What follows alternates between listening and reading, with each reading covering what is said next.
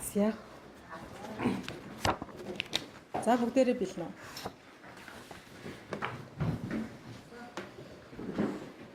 За.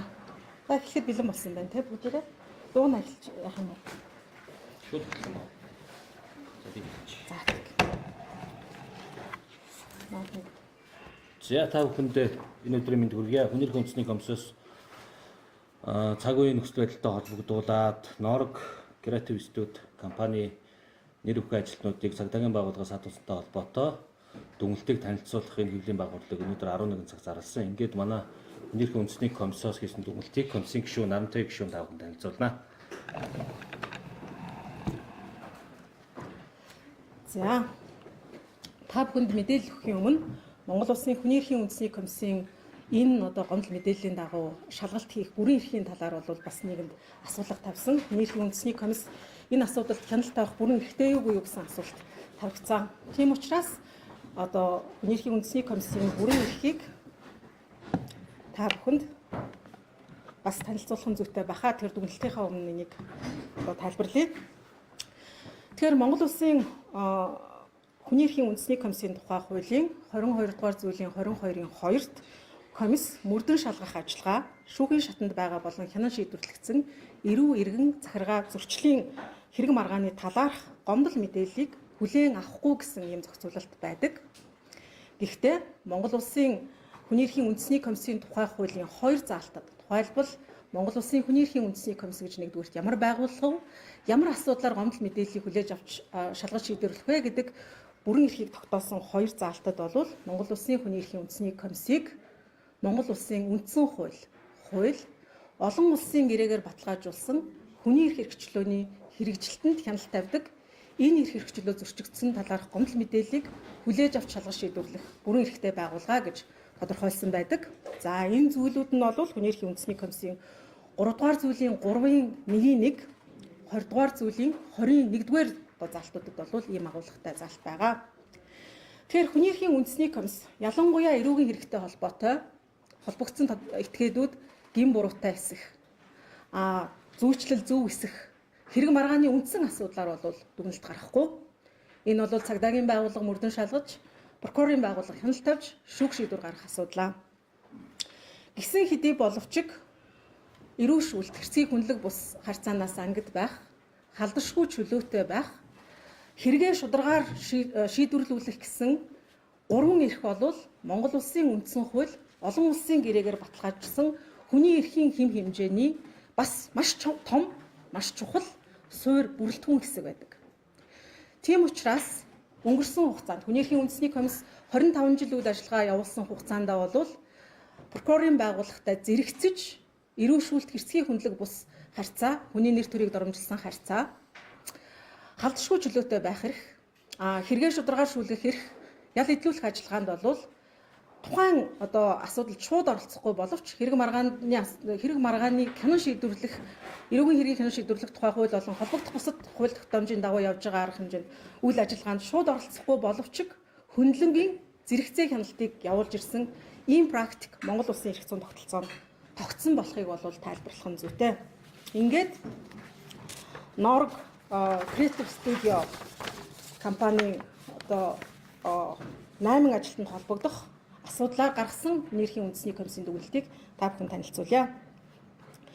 Цагдаагийн ерөнхий газрын эрүүгийн цагдаагийн албаны кибер гэмтрэхтэй тэмцэх газраас Норг Креатив Студи ХКК-гийн ОО, БХ, АО, БП, ЙТ, НБ, ББ, ББ нарын 8 ажилтныг 2025 оны 3 дугаар сарын 17-ноос 18-ны шилжих шөнө 22-оос 7 цагийн хооронд хойшлуушгүйгээр баривчилж ажлын байран дээр нэгжлэх хийж цахим төхөөрөмжүүдийг хураан авч тэдний халдашгүй чөлөөтэй байх, үзэл бодлоо илэрхийлэх хэрэгчлөөг зөрчсөн байж болзошгүй гэх мэдээлэл олон нийтийн сүлжээнд нийтлэгдсэн. Энэ мэдээллийг Хүнэрхийн үндэсний комиссийн гишүүнд олгогдсон бүрэн эрхийн хүрээнд мэдээллээр бүртгэж комисс шалгах ажиллагаа явуулсан. Мэдээллийн мөрөөр комисс иргэн ОО, түүний өмгөөлөгч БН, Норг Креатив Студи компанийн үйл ажиллагаа болон албан саатуулсан үйл явцын талаар мэдээлэл бүхий бусад хүмүүсээс мэдээлэл авч 2025 оны 3 сарын 18-наас 21-ний өдрүүдэд цагдаагийн болон төрийн захиргааны байгууллагын эрх бүхий албан тушаалтнуудын олон нийтэд өгсөн бүх мэдээлэлд онцгийн дараалалтай дүн шинжилгээ хийж улсын ерөнхий прокурорын газар, цагдаагийн ерөнхий газрын эрүүгийн цагдаагийн албанаас мөрдөн шалгах ажиллагаа явуулах болсон үндэслэл, прокурорын зөвшөөрөлтөй эсэх хэний гомдол мэдээллээр тухайн мөрдөн шалгах ажиллагааг явуулж байгаа, хэдэн хүнийг ямар төрлийн гэмт хэрэгт холбогдуулан шалгаж байгаа, эрүүгийн хэрэг үүсгэсэн эсэх, талсан сэргийлэх арга хэмжээ авагдсан эсэх, хурааж авсан эд зүйлсийн жагсаалт, гар утас, компьютер, хард дискийг хурааж авах, үзлэг хийх зөвшөөрөл, за бүрэн бүтэн байдлыг хангах талаар авсан арга хэмжээ, өмгөөлөгчөөр хангагдсан гэсэн 8 асуудлын хүрээнд тайлбар авах албан хүсэлт явуулсан. Энэний дагуу бичгээр тайлбар авсан. Мөн холбогдох цагдаагийн байгууллагын албаагчтай бичлэн уулзаж эдгээр баримтуудад үндэслэн дүн шинжилгээ хийж энэ дүгнэлтийг гаргаж байна. 3 асуудлаар дүгнэлт гаргасан. Эхнийгийг нь танилцуулъя. 1. Иргэн ОУ, БХ, АО, БП, ЙТ, НБ, ББ нарын халдваршгүй чөлөөтэй байх эрхийг зөрчсөн байна гэж дүгнэж байна. Монгол Улсын үндсэн хуулийн 16 дугаар зүйлийн 13-т халдваршгүй чөлөөтэй байх хэрэгтэй.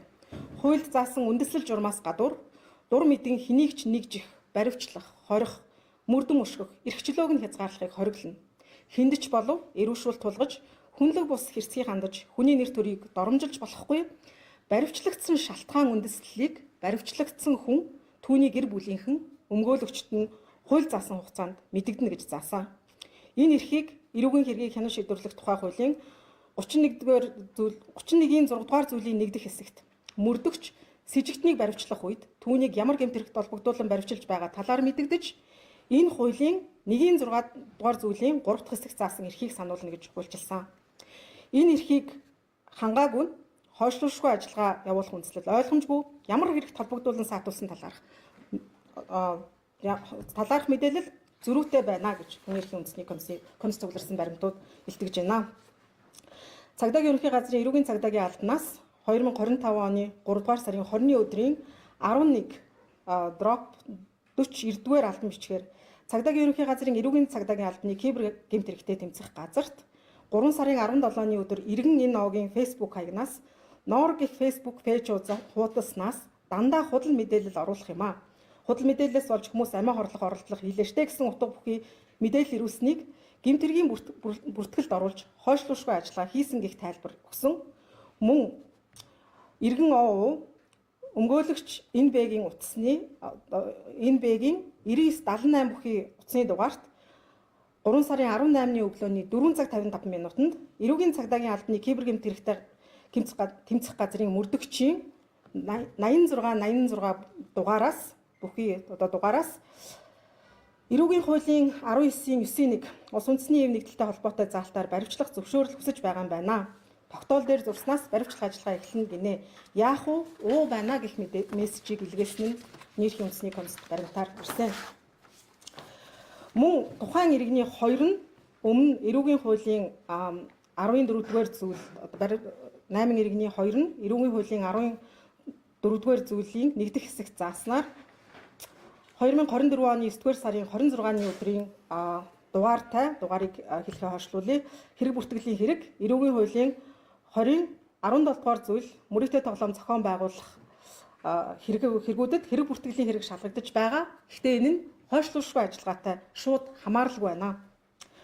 Хууль зүйн дотоод хэргийн сайд болон цагдаагийн байгууллагын эрх бүхий албан тушаалтнууд 3 сарын 17-ны өдөр цагдаагийн байгууллагад ирүүлсэн гомдол мэдээллийн мөрөөр хойшлуулшгүй ажиллагааг явуулаагүй. Иргэдийн мэдээллийг хууль бусаар цуглуулсан, иргэдийг мөрдөн өшгөх мэдээллийг нь цуглуулах, хууль бусаар эрхчлөөнд нь халдах, хувь хүний мэдээлэлд халдсан үйлдэлүүд урьдчилсан байдлаар тогтоогдсон.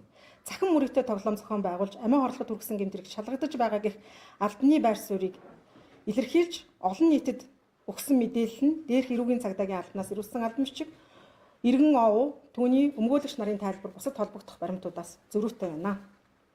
Эрүүгийн хэргийг хянан шийдвэрлэх тухай хуулийн 1-4-р зүйлийн 1 дэх хэсгийн 1-ийн 26 дахь заалтад хойшлуулшгүй тохиолдол гэдгийг хүний амьнаас эрүүл мэнд, эд хөрөнгөнд ноцтой хохирол учрах, сэжигтэн яллагдагч оргон зайлах, хэргийн уул мөр эд мөрийн баримтыг устгах, зөөвөрлөх, нуунд алдлах, үргэлдэх бодит аюул байгааг гэж хуульчилсан мөн мөрдөгч хойшлуулшгүй тохиолдолд мөрдөн шалгах ажиллагааг прокурорын зөвшөөрлгүй явуулж болох бөгөөд энэ ажиллагааг явуулахаас өмнө прокурор даруй мэдэгдэн ажиллагаа дууснаас хойш 24 цагийн дотор тухайн ажиллагааг хүчинтэй тооцоолохоор зөвшөөрлгүй явуулах болсон үндэслэлийг баримт тайлбарын хамт бичгээр хургуулж энэ зөвшөөрлийг авах ёстой.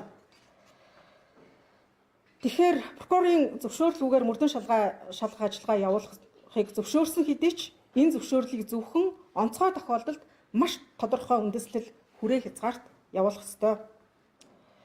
Эрүүгийн хэрэг хянан шийдвэрлэх тухай хуулийн 8 дугаар зүйлийн 3 дахь хэсэгт хүнийг баривчлах үед түүний баривчилсан шалтгаан үндэслэлийг мэдэгдэж өмгөөлөгч авах, өөрийгөө өмгөөлөх, шүүхэд гомдол гаргах, өөрийнхөө эсрэг мэдүүлэг өгөхгүй байх эрхийг сануулна гэснийг үндэслэн цагдаагийн байгууллагад ирсэн гомдол мэдээллийг оролцогчид сануулгахдаа дээрх заалтыг мөрдөөгүй.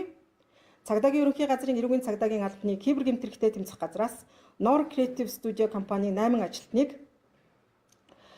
пэйж хуудасд ирүүлсэн мэдээлэлд үндэслэн өмнө нь шалгагдах зөрүүтэй мэдээллүүд өгсөн. За энийг би товчлын нэлээд дуршуу бичигдсэн байгаа учраас өмнө нь агуулгыг хэлсэн. Тэгэхээр ямар гэмт хэрэгт шалгагдаж байгаагаа тодорхой мэдэхгүй байх нь саатуулагдсан хүмүүс түгших сэтгэл санааг шаналган зовоох үр дагавартай хууль зүйн зөвлөгөө авах, өмгөөлөлт бэлдэх боломжийг хязгаарладаг болно. Аливаа хэлбэрээр саатуулах, гэмт хэрэгт холбогдуулан баривчлах, үзлэг нэгжлэх хийх зэргээр хүний халдашгүй чөлөөтэй байх эрхийг хязгаарлах үйл ажиллагаа хууль зүйн үндэслэлтэй байх ёстой. Ялангуяа хойшлуулшгүй ажиллагааны үндэслэл маш тодорхой байх, хүний эрх хэрэгчлөөг хязгаарлах ийм ажиллагааны хүрээ хязгаар нь үүссэн нөхцөл байдал гэмт хэргийг илрүүлэх, таслан зогсоох шаардлагатай арга хэмжээнд тохирсон байх шаардлагыг хүний эрхийн эрх зүй тогтоосон байдаг. Улсын ерөнхий прокурорын газраас 2025 оны 3 дугаар сарын 20-ны өдрийн 1-14-12 дугаар албан бичгээр хүний эрхийн үндэсний комиссд хойшлуулшгүй ажиллагаа хүчинтэй тооцсон гэх албан тайлбарыг ирүүлсэн. Гэхдээ ийхүү дүгнсэн үндэслэлийг комиссд тодорхой тайлбарлаагүй, баримт ирүүлээгүй гэдгийг бас мэдэгдэе. Хоёр дахь дүгнэлт иргэн ОУ, БХ, АО, БП, ЙТ, НБ, ББ нарын үзэл бодлоо илэрхийлэх эрх чөлөөг хөндөж Монгол улсын иргэд үзэл бодлоо чөлөөтэй илэрхийлэх ирмэлцлэл зоригийг мохоох үр дагавар үүсгэсэн үйл явц болсон байна гэж дүгнэлээ. Nor Creative Studio компани нь Norg Emen за X.com дээр эзэмшдэг сувг байна. Norg YouTube хуудас, Norg Emen Instagram хаягтай, Norg их Facebook цахим хуудсыг эзэмшдэг. Гүйцэтгэх захирлаар иргэн ОО бүртгэгдсэн болох нь нээлттэй цахим хөгжлийн санд бүртгэгдэжээ. Тус компани нь саатуулагдсан иргэд тус компани болон тус компанид ажилладаг саатуулагдсан иргэд ихэвчлэн ялгуурлан гадуурхалт, хүний эрх, хүүхэд хамгаалал, орчны хүртээмжтэй байдал, зэрэг контент бэлтгэж, засгийн газрын үйл ажиллагаанд шүүмжлэлтэй хандсан үзэл бодлыг олон нийтэд түгээж байсан байна. За ийм хуулийн этгээд байна. За Norg Emen сайт Norg Emen-с тийм үү 2024 оны 6 дугаар сарын 13-ны өдөр 18 хоног баримтат кино, ил тод байцгаая 8 жилийн турш ил тод байх эрхчлөө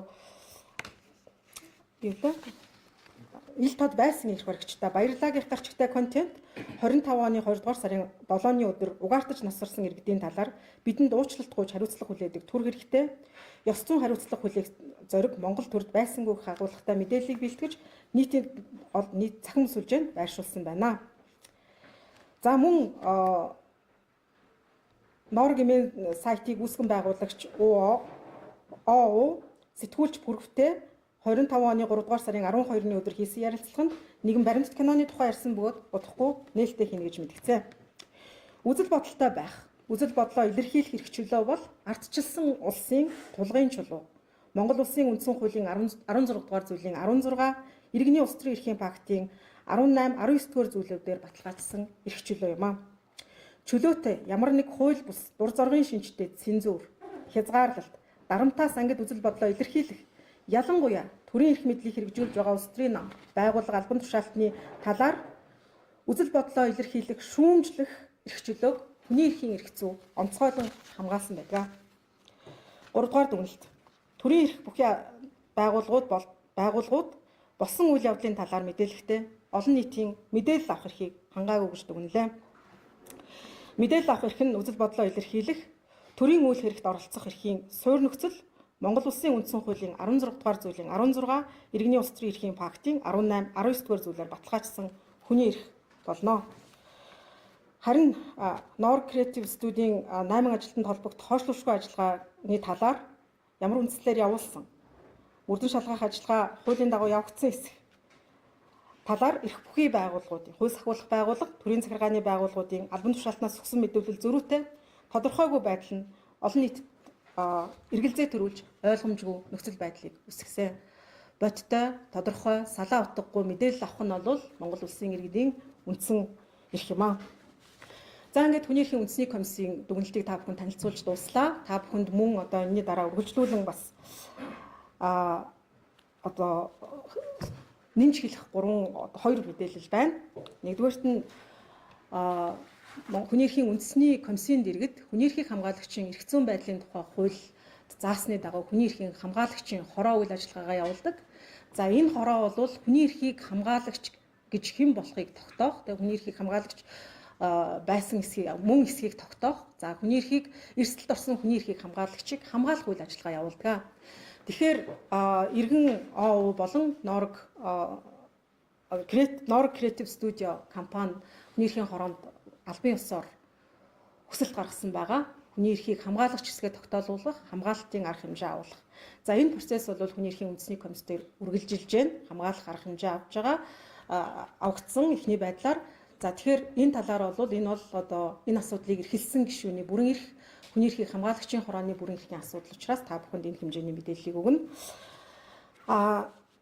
Ер нь хүний эрхийн үндэсний комисс гомдол мэдээллийг шалгаж шийдвэрлэхдээ тухайн одоо гомдол мэдээлэлд эрхэн зөрчигдсөн гэх хэрэгэд гомдол мэдээлэлд холбогдох байгууллага албан тушаалтанд аль алинд нь тайлбар баримт гаргах тэгш одоо боломж олгож тайлбар баримтыг сонсож ийм одоо зөвхөн баримтад үндэслэж дүгнэлтээ гаргадаг.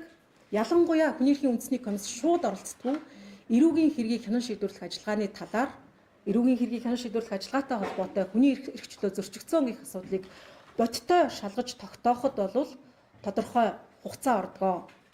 Тэгэхээр хүний эрхийн үндэсний комиссийн одоо мэрэгжлийн үйл ажиллагаа одоо ингэж явагддаг болохыг бас та бүхэн тайлбарлах зүйтэй. Хүний эрхийн үндэсний комиссийн мэрэгжлийн үйл ажиллагааг ойлгож дэмждэг бас иргэдтэй талархал хэлээ.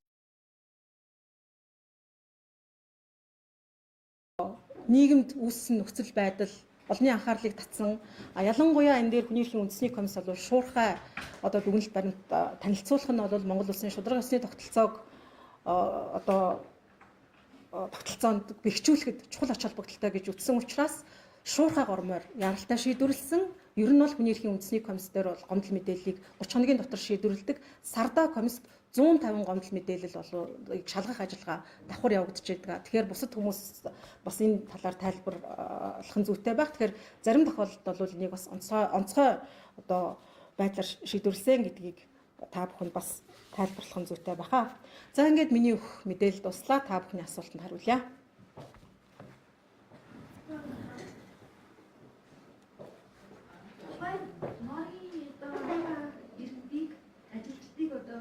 Өөр газар ахмалчид баримтжилсан, цаталсан гэсэн мэдээлэл өгдөө шүү дээ. Тэгэхээр энэ нэгэд цагдаа одоо мөрдөн хөшигжсэн бол таарч байна. За энэ дээр баримт факттай холбоотой мэдээллүүдийг нэг бүрчлэн бүх баримтуудыг бусад их сурвалжуудтай харьцуулан тулгаж дүгнэлтийг тулгасгах ажлыг бол манай тамгын газрын ажилтнууд хийдэг. Хүний эрхийн үндэсний комиссийн гишүүн бол дүгнэлтээ гаргадаг. Тийм учраас баримт факттай холбоотой асуудал дээр Уганбаатар дарга хариулна. За асуултанд хариулъя. За бид хүн энэ дүгнэлтийг гаргахын тулд түрүүн бас комиссийн гишүүн тайлбарласан талуудын байр суурь олон нийтэд хандаж хүргэсэн мэдээлэл албан тайлбарт үндэслэж энэхүү одоо дүгнэлтийг гаргаж байгаа. За тэгэхээр цагдаагийн байгууллагаас ирүүлсэн тайлбар мэдээлэл дээр тухайн иргэдтэй холбоотой хойшлуулшгүй ажиллагааны мэдээлэл бол 2025 оны 3 дугаар сарын 17-ны өдөр цагдаагийн байгууллага захимаар бүртгэгдсэн гэдэг ийм одоо тайлбарыг ирүүлсэн. За мөн тухайн өдрөө тухайн одоо саатуулгдсан нэр бүхий иргэд бол албан байгууллага дээр бус одоо өөр газар байсан гэдэг ийм мэдээллийг аль аль талд нь бол хэлдэг. За цагдаагийн байгууллагч гэсэн тухайн хүмүүсийг одоо PC тоглоомын газраас саатуулаад албан газар дээр нь авчиад холбогдох одоо эд зүйдийг хураан авах үйл ажиллагаа хийсэн гэдгийг тайлбар хэлсэн. Тэгэхээр тухайн албан хаагчдыг хаана байгааг олж тогтоохын үйл ажиллагаа эрүүгийн хэрэг хянан шийдвэрлэх ажиллагааныхаа хүрээнд цагдаагийн байгууллага өөрөө олж тогтоосон ийм үйл ажиллагаа байгаа. Тэгэхээр бид нар нөгөө хүний эрхийн үндэсний комиссийн тухай хуульдаа заасан яг эрүүгийн хэрэг хянан шийдвэрлэх ажиллагааны процессын үйл ажиллагаанд бид хүн өөрөө оролцох боломжгүй байдаг. Түрүү нь бас дүгнэлт эхлэхийн өмнө гишүүн танилцуулсан. Бид хүн бол энэ процессын ажиллагаанаас бусад үйл ажиллагаа буюу эрүүгийн хэрэг хянан шийдвэрлэх ажиллагаа бүхэлдээ хэрэгээ шударгаашуулах хэрэг болон халдшгүй чөлөөтэй байх эрхийн зөрчлийг бий болгож гинүү буюу гэдэг дээр нь дүгнэлтээ хийсэн гэж та бүхэн ойлгож байна. За өөр асуулт байна. Оргийн хурааж авсан тоног төхөөрөмжүүдийг өргөжлөж болох тэр талаар. За прокурорын байгууллагаас хойшлошгүй ажиллагааг бол зөвшөөрсөн. Тэгэхээр хүрээндээ бол холбогдох одоо хурааж авсан эд зүйлсээр бол үслэг хийх ажиллагаа үргэлжлэж байгаа. Хэрвээ прокурорын байгууллагаас хойшлошгүй ажиллагааг хүчингү тооцсон бол эд зүйлийг бол буцаан өгөх энэ үргийг бол цагдаагийн байгууллага үдэн одоогоор бол үдээж аваад одоо хойшлошгүй ажиллагаа тооцсон учраас эд мөрийн баримт үслэг хийх ажиллагаа үргэлжлэж байгаа. Уг нь бол одоо юм уу эд мөрийн бүртгэлийн одоо чагсаалт гаргаж ийж одоо үслэг хурааж авах ч юм уу тийм хөстэй байх хэрэгтэй. Тэгэхээр нормын бол өөрсдөө тайлбарлах шүү дээ. Бид нар ч одоо ямар юмнуудыг авсан бэ гэдэг нь тодорхой байна. Бид нар өөрсдөө мэдгүй байна. Билээгүй юм. Тэгээ талуудын өгч байгаа байр суурь бол зөрүүтэй байгаа. Цагдаагийн байгууллагаас бидэнд албан ёсоор алтан бичгээр өрөөсөн мэдээлэлд бол бид бүхэн хурааж авсан эд зүйлийг нэг бүрчлэн эрүүгийн хэрэг хянан шийдвэрлэх ажиллагааны тухай хууль заасны дагуу хурааж аваад одоо холбогдох этгээдүүдээр гарын үсэг зурж баталгаажуулсан. Одоо энэ холбогдох цагдаагийн байгууллагын одоо аюулгүй хамгаалтын доор энэ нот баримтууд бол хадгалагдж байгаа, бичүүлэгдэж байгаа гэсэн мэдээллийг бол ирүүлсэн байдаг. Мэдээлэл бол зөрүүтэй байна. Энэ дээр нэг хэлчихье. За тэгэхээр цаг хугацааны нөхцөл байдлаас хамаарат бас энэ дүгнэлтийг гаргахад бид хангалттай баримтаар тогтоож чадаагүй бас хэд хэдэн асуудлууд байгаа. Би түрүүнд хэлсэн хүний эрхийг хамгаалагчийн хороо одоо үргэлжлүүлэн ажиллана гэж. За тэгэхээр энэ хүрээнд бол нэгдүгээрт нь өмгөөлүүлэх эрхийг бодиттой хангасан эсэх асуудал Норг Creative Studio компанийн одоо ажилтнуудаас бол хүний эрхийн үндэсний комиссаас бас одоо биднийг дарамтлах шинжтэй ийм одоо үйлдэлүүд гаргаж ирсэн гэдэг ийм мэдээллийг өгсөн байгаа. Энийний дагуу бол одоо 8 иргэнийг байцаасан эрүүгийн цагдаагийн газрын 4 байцаалтын өрөөний 3 камертай. За тэр 3 камерын бичлэгийг хянаж үзэх. Мөн одоо энэ хурааж авсан баримтуудын тухайд бол яг эрүүгийн хэргийг хянан шийдвэрлэх тухай хуулийн дагуу хэдэн төрлийн ямар баримтуудыг хурааж авсан бэ гэдг нь бол протоколоор хураагдсан байгаа. Энэ дээр ямар нэгэн одоо ямар баримт ямар техник төхөөрөмж хураалгасан бэ гэдэг талаараа бол бас бид мэдэхгүй байгаа гэдэг мэдээлэл бол буруу мэдээлэл байна. Энэ бол одоо бүртгэлтэй байгаа. Харин хэрвээ прокурорын дээр бол мэдээж одоо эрүүгийн хэргийг хянан шийдвэрлэх хуульд заасан бүрийн эрхийнхаа хүрээнд хяналт тавих ёстой. Гэхдээ цахим төхөөрөмжөд үзлэг нэгжлэг хийхэд олон улсын эрх зүйд мөрдөгддөг зарчим болвол яг тухайн холбогдуулж шалгаж байгаа гэмт хэрэгт шаардагдах хүрээ хязгаартал хийх ийм зарчмыг тогтоосон байдгийг бас хүний эрхийн үндэсний комисс онцгойлон анхааруулъя. Ялангуяа цаашдаа захин их сурвалж захин төхөөрөмжөнд ус гэмтэргийн байгуулмарыг хайх, баримтжуулах ийм ажиллагаанууд бол маш түгээмэл болно. Энэ тохиолдолд Монгол Улсын эрх зүйгээр эдгээр одоо наривчлан зохицуулагдаагүй байгаа ч гэсэн үндсэн зарчим болвол энэ дээр хяналт хязгаар байх ёстой гэдэг ийм одоо зарчмыг хүний эрхийн эрх зүй мөрдөгөө.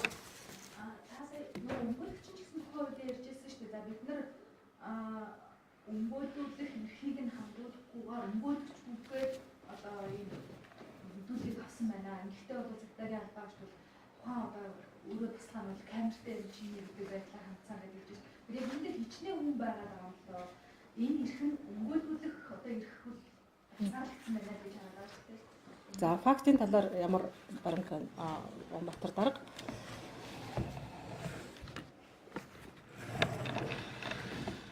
За бидний цуглуулсан баримтаар тухайн одоо хойшлошгүй ажиллагааны үеэр тухайн хэрэгт холбогдогч иргэний зүгээс өмгөөлөгч рүүгээ бичсэн одоо мессеж олон нийтэд бол ил болсон.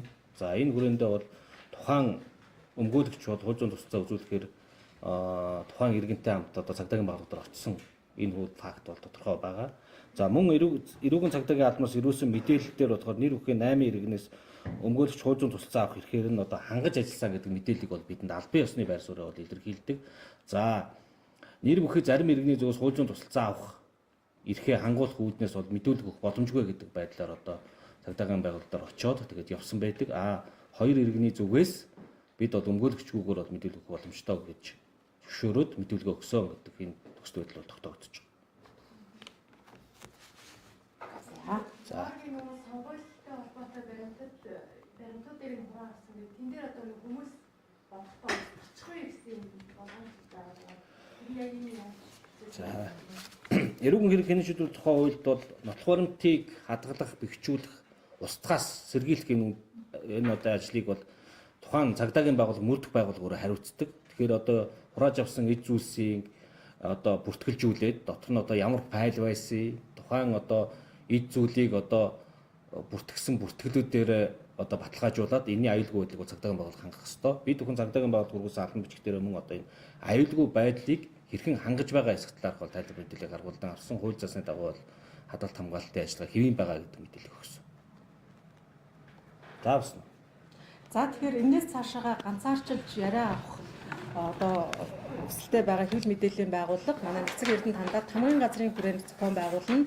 Бид хүний эрхчлөөний төлөв байдлын илтгэлийг энэ 7 хоногт улсын хурлд хүргүүлэх учраас би бас одоо бичлэн хэвлэл мэдээлэл ярилцлаганд орж чадахгүй зүгээр дараа 7 хоногоос бол нээлттэй оролцох боломжтой гэдгийг та бүхэн хэлье. За баярлалаа.